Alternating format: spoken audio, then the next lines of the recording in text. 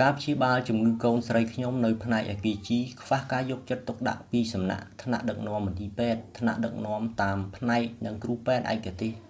ព្យាបាលជំងឺកម្រិតជាតិពុលនៅក្នុងខ្លួនរបស់កូនស្រីខ្ញុំមានការកើនឡើងខ្ពស់ធ្វើឲ្យប៉ះ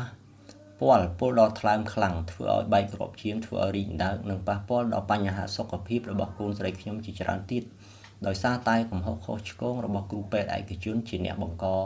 ហេតុពីដំបូងនាំឲ្យការព្យាបាលនិងការប្រើប្រាស់ថ្នាំជួបបញ្ហាដោយត្រូវរងចាំកម្រិតជាតិពុលក្នុង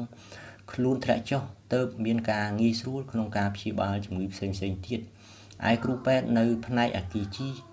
ក៏ខ្វះនៅបទពិសោធន៍និងគ្មានវិធីសាស្ត្រក្នុងការជួយសង្គ្រោះដើម្បីធ្វើយ៉ាងណាឲ្យកម្រិតជាតិពុលក្នុងខ្លួនមានការធ្លាក់ចុះស្ថិតក្នុងស្ថានភាពជំងឺកូនស្រីខ្ញុំកំពុងតែពុលថ្លើមខ្លាំងដោយសារថ្នាំគួរណាស់តែថ្នាក់ដឹកនាំផ្នែកអគិជីដាក់ឲ្យមានវេជ្ជបណ្ឌិតចាស់ៗដែលពួកគាត់មានបទពិសោធន៍ដើម្បីជួយសង្គ្រោះប៉ុន្តែគ្មានវេជ្ជបណ្ឌិតចាស់ប្រចាំការនៅទីនោះមកជួយសង្គ្រោះកូនស្រីខ្ញុំឡើយសូម្បីតែគ្រូពេទ្យដែលជាប្រធានផ្នែកអគិជីឈ្មោះភោគជីនិតយូរទៅគាត់មកម្ដងហើយគាត់បានបណ្ដេតបណ្ដោយឲ្យគ្រូពេទ្យក្មេងៗខ្វះបទពិសោធន៍ជាពិសេសនិស្សិតពេទ្យចុះកម្មសិក្សាមកព្យាបាលជំងឺកូនស្រីខ្ញុំដើម្បីយកបទពិសោធន៍តែម្ដងធ្វើឲ្យការជួយសង្គ្រោះកូនស្រីខ្ញុំមានការយឺតយ៉ាវអូសបន្លាយពេលវេលាហើយការព្យាបាលក៏គ្មានប្រសិទ្ធភាពនាំឲ្យមានគ្រោះថ្នាក់ដល់កូនស្រីខ្ញុំគ្រូពេទ្យក្មេងៗពួកគាត់បំពេញការងារមិនបានល្អឡើយហើយបង្កឲ្យមានកំហុសខុសឆ្គងជាច្រើនពួកគាត់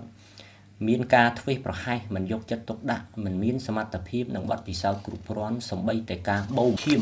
កូនស្រីខ្ញុំយកទៅពិនិត្យក៏ប្រើមជ្ឈុលចាក់ខុសសរសៃឈាមច្រើនលើកច្រើនសារធ្វើឲ្យកូនស្រីខ្ញុំហើមដៃនិងមានការឈឺចាប់ពេលខ្លះពួកគាត់បានប្រាប់ឲ្យកូនស្រីខ្ញុំលេបថ្នាំច្រឡំគ្នាចុះហេតុអ្វីបានជាពួកគាត់មិនមានការកត់ត្រាឲ្យបានត្រឹមត្រូវជាពិសេសនៅពេលគ្រូពេទ្យដូរវេនគ្នាម្ដង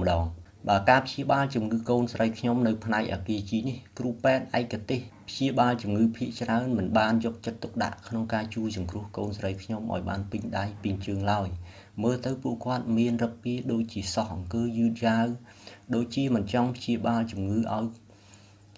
កូនស្រីខ្ញុំឡើយខ្ញុំបានមើលឃើញពីឥរិយាបថរបស់គ្រូពេទ្យមានការផ្លាស់ប្ដូរច្រើនខុសពីធម្មតាចាប់តាំងពីថ្ងៃបានដឹងពីវេជ្ជបញ្ជាថ្នាំឈ្មោះទីកន្លែងព្យាបាលនិងឈ្មោះគ្រូពេទ្យឯកជនដែលជាអ្នកបង្កបញ្ហារួចមកកន្លងមកក៏មានគ្រូពេទ្យម្នាក់នៅផ្នែកអគិជីនេះបានខឹងសម្បានឹងគ្រួសារខ្ញុំទៀតផងតាក់ទងទៅនឹងការ